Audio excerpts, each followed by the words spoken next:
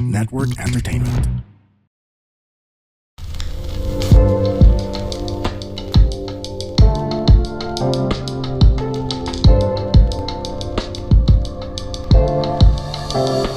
Hey everyone, this is Gail De Chavez and I'm the host of Free Yourself podcast. If you're new here, welcome to the show. And if you are an avid listener, welcome back. It's Free Yourself Day again. And yeah, this is my second episode. I mean, pang second episode ko na to here in the studio right now. So, kung nakita mo, if napakinggan mo yung last episode, it's the same day that I recording this one at the Pod Network. So a big, huge shout out to the team. And yeah. I'm just very, very excited again to be here with you live with a video podcast. So I am a bit I'm thinking of this lately. Yung gusto kong ma-emphasize, or I just really want and passionate talking about this one because I've been really reading a lot about detachment, let them theory, how to love better, and what I learned and realized while all reading these books, all reading these resources that I have right now, and all the things that's going on with my life. One thing that I learned is having that healthy detachment. Backstory, I was really having a hard time dealing with relationship. Akala ko dati, ang bilis ko lang ma-detach. Na okay, I don't give a fuck about you. You're out of my life. Stay away. Ayoko na sa'yo. And I'm just going to cut you off totally. But you know what? That was unhealthy. Meron palang healthy way in order for you to be detached and be unbothered. And I think that's the beauty of having that self-awareness. Kasi, yun nga, parang once you're out of my life, I don't like you anymore, you betray me, or I don't like what you did, or parang hindi na tayo aligned, ayoko na sa'yo. But now, as Gail De Chavez talking to you in front of you right now, being detached and be unbothered is possible if you have that amount of self-awareness within yourself and you set aside your traumas. I get so overwhelmed when it comes to dealing with other people. And now that I've been dealing a lot of people in my life right now, sobrang nag-grow ako.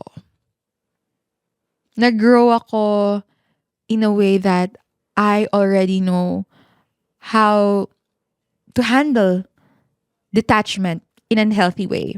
So I'm going to share with you how to have that healthy detachment and be unbothered.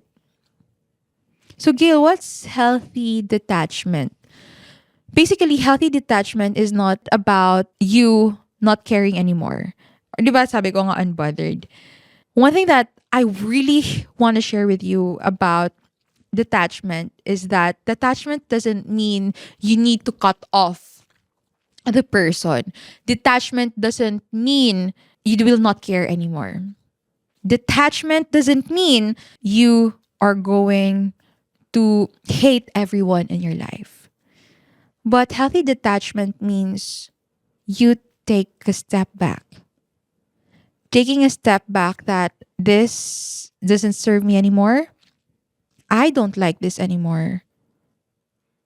I'm going to choose my peace and I'm just going to control what I can control. And I've been practicing that lately and grabe, sobrang sarap sa pakiramdam. I've been trying as a control freak. I've been really trying to control everything. Alam niyo ng childhood friend ko eh. Gusto ko talaga yung sinasabi ko sa kanya, Dan, gusto ko ganito yung mangyari. Gusto ko na I want to be with a person na gaganituhin ako. I want that my family, ganito yung mangyayari sa akin, sa buhay ko. And it drains me. And whenever I didn't get the outcome that I want, yun, nagbi-breakdown ako. Super nalulugmok ako. But when I practice the art of detachment and just focusing on the things, yung sarili ko, dun ko na-realize na, oh, this is how unbothered looks like. Oh, this is what healthy boundaries, healthy detachment looks like. And now, how will you have that healthy detachment? Number one is you should know what you cannot control. Okay. Alam mo, sinulat ko nga last week ba yun? Parang, okay, nagsa-self-assess ako na, okay, what are the things that I can control? So, sinulat ko. Super funny nito kasi sinulat ko dun yung happiness ko. Ano ba yung nagpapahappy sa akin? Okay, chocolate. Ito yung nagpapahappy sa akin, mag-content ako. Lumabas ako. Punta ako ng coffee shop. Mag-city lights. Ganon. Yun yung happiness ko. These are the things that I can control. Myself. So yun, sinulat ko talaga. I can control where I will go. How I react to things. How I handle things. And when things got fucked up or something came up, I tend to be more mindful with how I react. OA pa rin. OA pa rin naman siya. But I tend to respond more than I react. Ang cool talaga no? Kasi guys, nakikita ko yung sarili ko ngayon sa recording sa studio. Tapos, wala lang. I'm just overwhelmed by how the setup here in the pod network. So yeah, going back, grabe yung attention span ko. But yeah, going back, yun. And I wrote down the things that I cannot control. Kasi, there were moments lately talaga na, bakit ganito yung reaction niya? Bakit walang ginagawa yung tao? Bakit parang feeling ko walang paki yung mga tao sa akin? Bakit feeling ko walang plano yung mga tao? Or I don't feel I belong? Or I feel like I'm just fitting into a place that I don't belong? Or yung future, yung past, I really wanted to control it. Parang, I still want to, I still have that ick feeling. Shit, ano kayong mangyayari for the next years, for everything, for the next days in my life? But when I wrote that down, it gives me a clarity that, oh, this is the present now. This is what's in front of me now. And this is what I can control. So, especially in dating, I tend to be more mindful about how I deal with stuff. And in my career, I tend to do the things that I have to do every freaking single day and not procrastinate. Yun yung mga bagay na kailangan mong i-control. Or no, you can control. So in this way, you detach of what the outcome will be. Whatever happens, less stress, less anxious. This is the time na masasabi mo talaga na, this is how detachment looks like. It's because you don't try to be everything to everyone and be there for yourself first. And ngayon, when I feel like something came up, I just shrug it, not in a bad way, but okay, I'll just do my part and bahala kayo. Hi guys, we are the Eavesdrop Podcast. My name is Francesca. My name is Jelly. This is Delamar. This is Jude. What's up? Yeah, and we are inviting you to check us out, your fellow TPN podcast.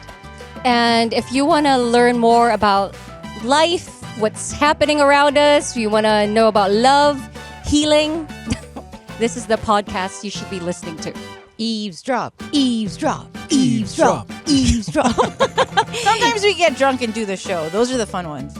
Like today. Ooh, why? Who's drunk? Like right now. You're red as a bug. Am I? Eavesdrop, please catch it. 4 hosts going crazy. You'll have fun. You'll cry. Everything else. So please check it out. The Eavesdrop. Only on the Pod Network. Because, again, you cannot control other people. You cannot change other people. And you can never be the person na magkokontrol sa ibang tao. Yeah, you can influence other person in your life, but you can never be everything to everyone. So, yeah, going back to that thought that being unbothered, is it really true to be unbothered? Magiging unbothered ka ba talaga when things got fucked up? Or binitray ka na, magiging unbothered ka pa? Pinagchitan ka na, magiging unbothered ka pa? May nangyari na, magiging unbothered ka ba? The truth is, you will never be unbothered. Yung quote-unquote na, me, unbothered, everything, ganyan. You know what? I don't really believe in that. But what I applaud when it comes to that is they stay to be calm and present and be mindful of how they react to things. Maybe it is just called unbothered kasi para sa akin yung unbothered talaga wala ka talagang pakialam. I don't think people cannot care. I don't think people can be unbothered because we know once we care with something, once we get bothered on something, we care about that. We will do something about it. If wala ka talagang pakialam, it means that it doesn't matter to you. Kaya alam mo, if you're feeling like you're hurting, you're in pain, tapos sinasabi mo sa sarili mo na, sana hindi na lang ako, unbothered na lang ako. Sana I will not feel this kind of shit again. Kaya mo to kinik tong episode na to kasi you want to be unbothered, right? But here's the thing. You will never be unbothered. You can never not care. Because the truth is, you care about it. It mattered to you. But what can you do? Number 1, in order for you to have that healthy detachment is you need to have your to-do list. And in your to-do list, these are the things that you have to do for yourself. And you go back to the things that you can control. Make yourself busy. Not in a way that you're escaping from something, but it's not. Sometimes you just need to remind yourself that some things are out of your control and some things are in your control. And that is the things that you can do now. Focusing yourself, finding new hobbies, enrolling to a class, starting your podcast, starting that business that you've been procrastinating with, doing your assignments, listening to podcasts, name it all. Ang dami mo pwedeng gawin. Wala akong pera. What an excuse. You can still do a lot of things without spending your money, spending a penny.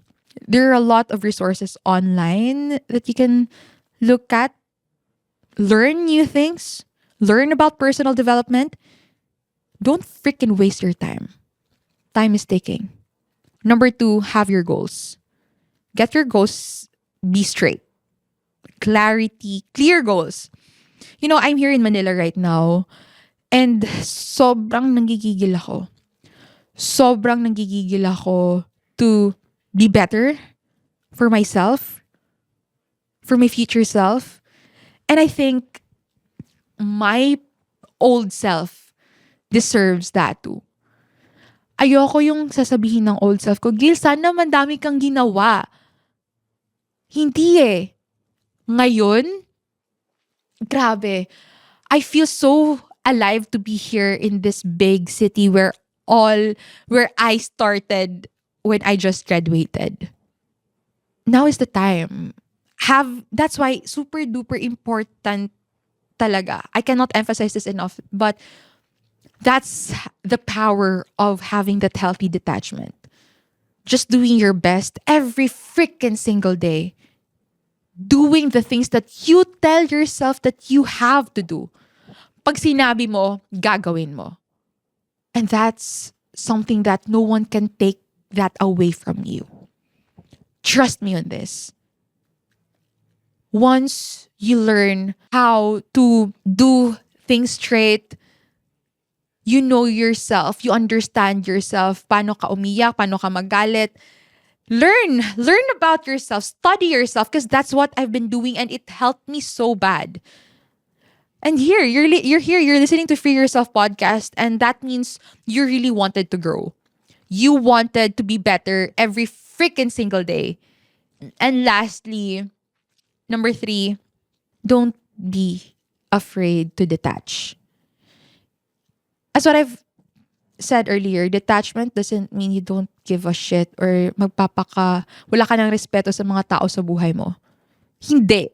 Detachment is something that we all need to practice. Healthy detachment. And you are not here in this world to just please everyone. You are not here in this world to disappoint yourself all over again. Ang sarap sa pakiramdam na isipin na oo nga no, we always hear this. Cliche it may sound, but it's the truth. That at the end of the day, you only have yourself. Funny thing nga kasi yung friend ko, alam namin super duper close namin. Nakita na namin lahat ng kapangitan namin sa buhay. Pero we always got each other, but at the end of the day, we remind ourselves that we only got each other. We only have ourselves. Walang tao na 24/7. Yeah, you have your friends, but at the end of the day, you will only have yourself. So ano ba yung pinanghahawakan mo? Wala. And that's something that's beautiful. I think yung wala kang pinanghahawakan na mga bagay sa buhay ngayon, I think that's beautiful because everything is uncertain. And that's beautiful for me. Kaya right now, after you listen to this episode, I hope that you will realize that you're just making yourself small. But once you practice detachment, you will really understand that bakit ko ba kailangan maghabol sa mga bagay na mula na, hindi mo na kontrolado. Kaya, reflect and write down on your journal, on your notes, what are the things that kailangan mo nang i-detach yung sarili mo? And how will you cope up to that in a healthy way? Sulat mo yung mga bagay na, for example, pleasing other people. Paano ka ba mag-detach dito? I-dash mo siya. Or try one thing a day na you will not be a people pleaser. Or what I do dati, when I caught myself pleasing other people, even if sobrang uncomfortable siya sa akin, kasi super default sa akin maging people pleaser dati, I tend to control myself na okay, they can handle it. I let other people do their thing. I let other people be adults. Yung mga dinidil mo sa mga buhay mo ngayon, they are already adults. And you are too. And you are responsible of yourself. And other people is also responsible with themselves. You don't owe them anything. But you owe to yourself to be better every freaking single day. And thank me later. Really, thank me later for this. So, yeah. I hope that you will remember that it's not going to be easy. I'm telling you this, it's because you have to do this every day. You have to practice it. Parang alam mo yung muscle na everyday mo talaga siyang ginagawa para maging default mo siya. Parang normalan mo na lang siya gawin. Tapos masasabi na, hala, hindi na ako ganun. And guys, I tell you that it's the best feeling that you can feel. That's why now, being aware of this quote-unquote healthy detachment I hope that you will realize that it's okay to detach. Love the word detachment because it's not scary at all. And actually, it's beautiful. Free yourself. If you like this episode, go share it in your Instagram stories and tag me at Gail de Chavez. And I'm still going to record a next episode for this one for the next ano naman next week. So yeah, thank you so much for being here. I am so grateful to be here with you, and pat yourself and say that I'm so proud of you for showing up today. And please keep showing up because walang ibang mag-show up para sa'yo kundi sarili mo lang. And yeah, FYS or Free Yourself Fam will always be here for you. And don't forget to hit that follow button so you won't miss any episode. See you on Free Yourself Day on Friday. Always remember that self-growth starts with self-love. You are not alone in this journey because I got you. The opinions of podcast creators, hosts, and guests are not necessarily reflective of the official stance of the Pod Network Entertainment, its hosts, or other network programs. The content created by the people behind the podcast is personal and not meant to harm any religion, ethnicity, group, organization, company, or individual.